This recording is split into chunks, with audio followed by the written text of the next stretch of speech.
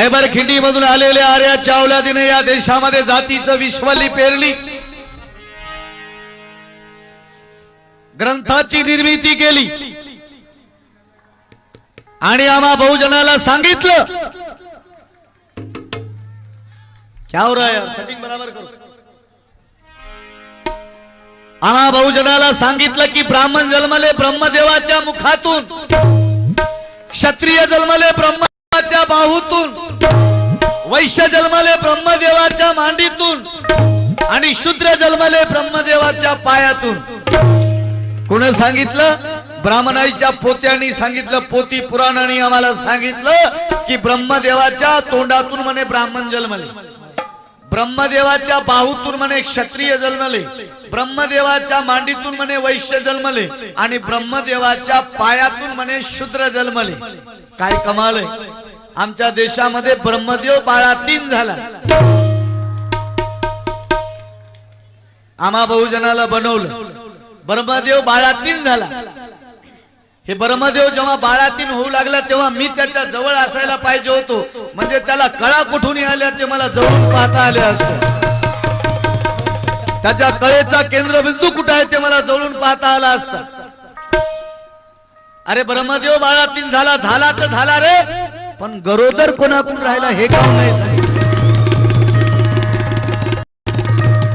बहुजनाला बनवलं, आम्ही बनत गेलो। लिहिणाऱ्यांनी पोती पुराण लिहिले, आम्हाला गुरफटून टाकलं। आम्हाला बुद्ध फुले शाहू आंबेडकर शिवाजी महाराज कधी वाचून दिला नाही। बुद्ध फुले शाहू आंबेडकर शिवाजी महाराजांचा गौरवशाली इतिहास आम्हाला इथल्या भटोड्यांनी वाचून दिला नाही, आम्हाला पोती पुराणामध्ये गुरफटून टाकलं। याच्या पुढे जाऊन रामायण लिहिणाऱ्याला डोकं होतं की नाही मला माहित नाही। रावणाच्या भावाचं उदाहरण रामायणामध्ये लिहिलं गेलं की रावणाचा भाऊ कुंभकर्ण जर समुद्रामध्ये उभा टाकला तर म्हणे समुद्राचं पाणी त्याच्या कमरेला येत होतं, एवढा मोठा कुंभकर्ण। कुंभकर्णाला जर झोप लागली तर त्याच्या नाकामध्ये हाती घोडे हुट घुसायचे आणि चरून बाहेर यायचे। कुंभकर्णाच्या नाकामध्ये हाती घोडे हुट घुसायचे आणि चरून बाहेर यायचे। आज त्या कुंभकर्णाचं काय नाक होतं का खंडाळ्याचा बोगदा होता? कुंभकर्णाची दाढी करायला एखादा वारीक बसला आणि कुंभकर्णाने जर श्वास घेतला तर धोपटी सगट वारीक त्याच्या नाकात घुसायचा। काय कमाल। अरे लिहिणाऱ्याला लाज वाटली नाही तर नाही रे, वाचवणाऱ्याला वाटली पाहिजे। अरे वाचवणाऱ्याला वाटली नाही तर नाही रे, ऐकवणाऱ्याला वाटली पाहिजे। काय लिहावं, काय वाचावं, काय ऐकावं याचं भान आता बहुजनांनी ठेवलं पाहिजे। देवा धर्माच्या पोती पुराणाच्या नादी लावून आमच्या बहुजनांचे डोके ब्राह्मणांनी खलास केले। तुमपो पोळी खाल्ली, मलिंदा त्यांनी खाला। किसी के पेट से सांप पैदा हुआ है, किसी के पेट से सांप पैदा हुआ है तो किसी के पेट से पाप पैदा हुआ है। किसी के पेट से सांप पैदा हुआ है तो किसी के पेट से पाप पैदा हुआ है, लेकिन भीमाई ऐसी माँ थी यारो कि जिसके कोख से बाप का बाप पैदा हुआ है, डॉक्टर बी.आर. आंबेडकर। आणि म्हणून भीमाई रामजीचा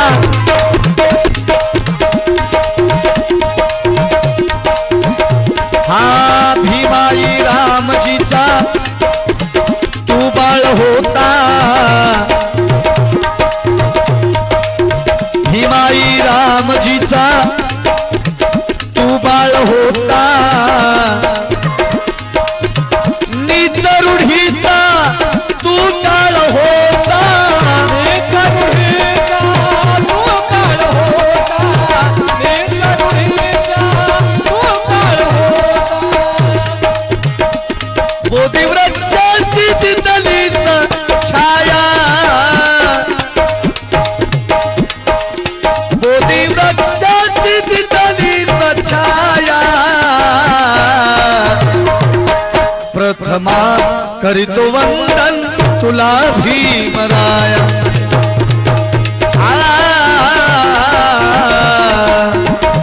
प्रथमा करीतो वंदन तुला भीमराया प्रथमा करतो वंदन तुला भीमराया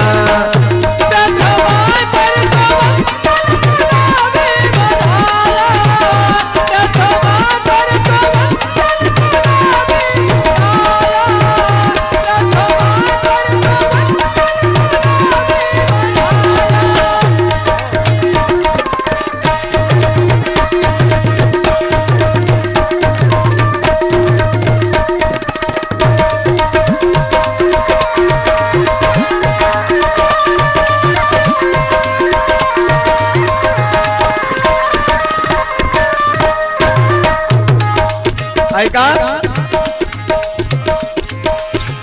केली भीमा तू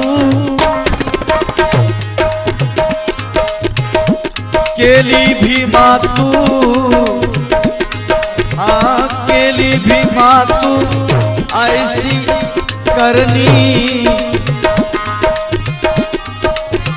हक्काचे आम्हा पाजले पाणी हक्काचे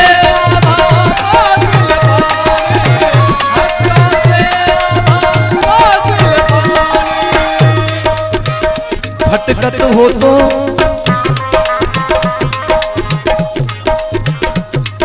घोडभर पाण्यासाठी भटकत होतो भटकत होतो रानो राणी पण तुझ्या पुण्याईने वैभवाने आमच्या अंगणी वैभवा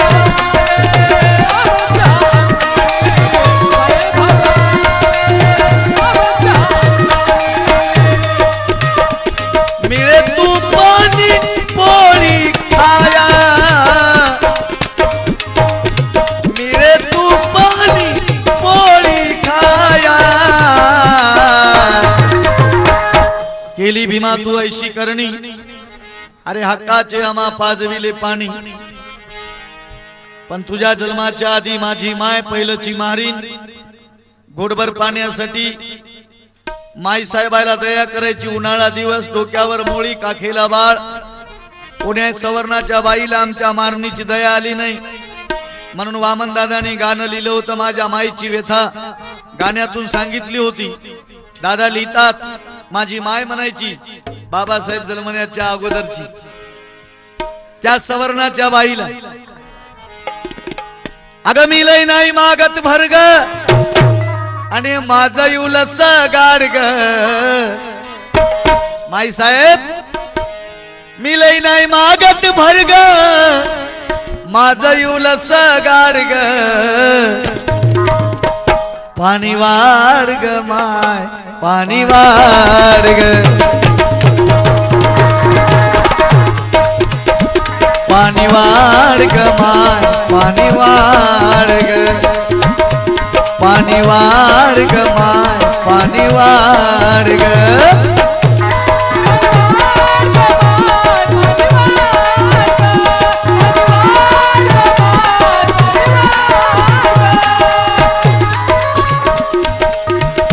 अग हे काळ कशाचा काळ जातीचं विणलं जाळ हा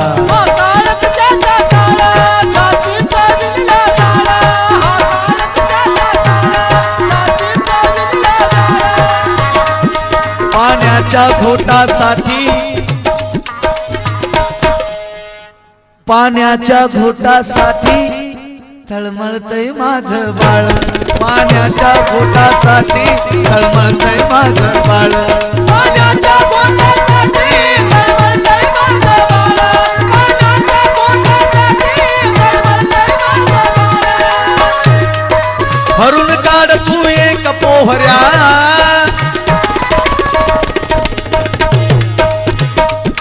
अग भरून काढ तू एक पोहऱ्या दुरून मला तू वाढ ग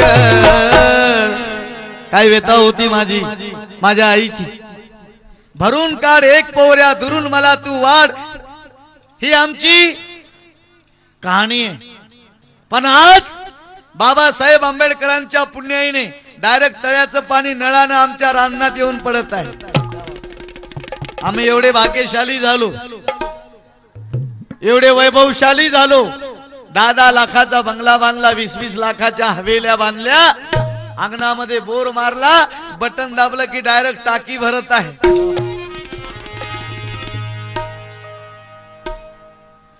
अरे भगवान बुद्धाला रोहिणी नदीच्या पाण्यासाठी ग्रहत्याग करावा लागला. भगवान बुद्धाच्या नंतर आणि बाबासाहेबाच्या अगोदर आमच्यासाठी पाणी पाजवायला जर कोणी धावून आला असेल तर एक महात्मा. कुठे कुठे? पुण्यात एका दुपारी, पुण्यात एका दुपारी हा कालिकानी जो हर माय बापा पाणी वाढा पाणी अंत कर न जानता. अरे अंत कर न जानता महात्माला धावनी अन पाजल गत्यान मांगा महाराला पाणी. पाजल गत्यान मांगा महाराला पाणी. पाजल गत्यान मांगा महाराला पाणी. पाजल गत्यान मांगा महाराला पाणी. पाजल गत्यान मांगा महाराला पाणी.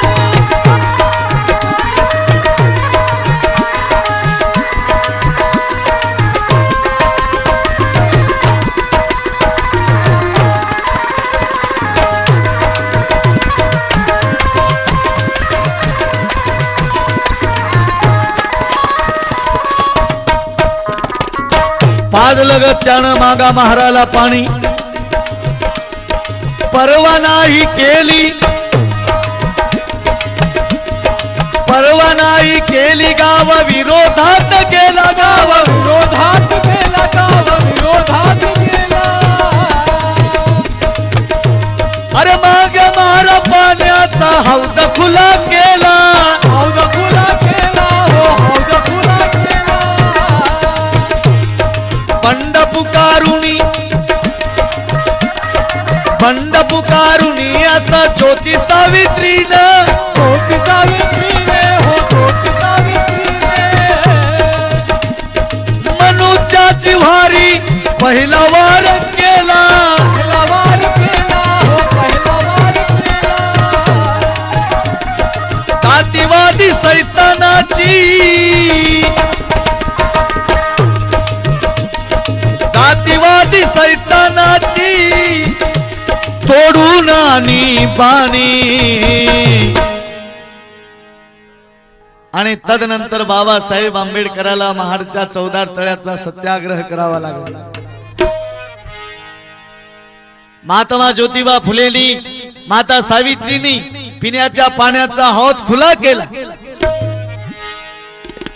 संतांनी गाढवाला पाणी पाजलं, कुत्र्याला पोळी खाऊ घातली. एकनाथ महाराजांनी काशीहून गंगेचं तीर्थ आणत असताना नाथ महाराजाला गाढव तरमताना दिसलं. सगळं तीर्थ गाढवाच्या तोंडात नाथांनी वतलं. याच्या पुढे जाऊन नामदेव महाराज कुत्र जेव्हा पोळी घेऊन पळू लागलं तर त्याच्या मागे तुपाची वाटी घेऊन लागले म्हणे.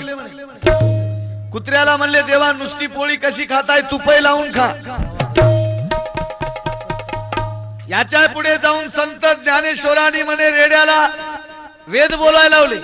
रेडा म्हणजे हाल्या, हाल्याला वेद बोलायला लावले ज्ञानेश्वरांनी. काय कमाल आहे संताईची. त्या ज्ञानेश्वराला प्रश्न आमचा असा आहे, ज्ञानेश्वरा अरे तुम्ही रेड्याला वेद बोलायला लावले म्हणजे हाल्याला वेद बोलायला लावले, मग आम्ही मांगा महाराणी एवढे हाले कापून खाले, आम्हाला का मंदिरात येऊ दिलं नाही रे बाबा, आमचा काय गुन्हा. गाढवाला पाणी पाजलं नाथानं, कुत्र्याला पोळी खाऊ घातली नामदेवानं, आणि महात्मा फुलेनं पाजलं पाजलं गजान मागा महाराला पाणी, आणि पाजल गजान मागा अरे पाजल गजान मागा महाराला पाणी बाबासाहेबांनी इथल्या धर्माच्या ठेकेदाराला सांगितलं अरे तुमच्या बापाच्या घरचं पाणी नाही रे निसर्ग निर्मित पाणी आहे ज्या तळ्यामध्ये गाढव कुत्रे मांजर पाणी पितात आम्हाला पाणी पिऊ द्या रे चौदार तळ्याचा सत्याग्रह बाबानं केला जेव्हा चौदार तळ्याला स्पर्श झाला तेव्हा त्या तळ्याला वाचा फुटली असेल तळ बोलला असेल की बाबा तुझ्या पदस्पर्शानं मी आज पवित्र झालो रे धन्य झालो कारण एवढ्या मोठ्या महामानवाच्या पोटात मला जागा मिळत आहे मी किती भाग्यवान आहे तळ्याला वाचा फुटली असेल पण इथल्या धर्माईच्या ठेकेदाराने बोंब ठोकली म्हणे महाराजांना तळ वाटवलं आणि महार म्हणजे कोणतं खुद बाबासाहेब आंबेडकर वा अरे या देशातल्या सगळ्या ब्राह्मणापेक्षा 17 पटीनं विद्वान बाबासाहेब होते पण बाबासाहेबाचा एकच गुन्हा होता की बाबासाहेब महार होते महार जात सोडून जर इतर जातीत बाबासाहेब जन्मले असते तर बाबासाहेबाचा सोन्याचा पुतळा चौका चौकामध्ये दिसला असता या देशातले सगळ्या जत्रा बंद केल्या गेल्या असत्या आणि बाबासाहेबाच्या नावानं मोठमोठ्या जत्रा भरल्या असत्या आणि बाबासाहेब काही काही बायाच्या अंगात आले असते चंद्रपूरची जत्रा बंद झाली असती बाबासाहेबाचा एकच गुन्हा की बाबासाहेब महार होते अरे या महार जातीचा इतिहास शौर्याचा इतिहास आहे महार जाती इतकी ताकद कोणातच नव्हती आजही नाही जाऊन विचारा भीमा कोरेगावच्या विजयी स्तंभाला की महार किती शिरवीर होते ते स्तंभ तुम्हाला साक्ष देईल आमच्या पूर्वीच्या महारात लई ताकद होती बापू गावरानी उदाहरण द्यायचं झालं तर 5 क्विंटलाची म्हैस मेली तर दोघच महार टरर वडून गावाच्या बाहेर फेकत होते एवढी ताकद आमच्या आता ती ताकद कुठे गेली काही पत्ताच लागणार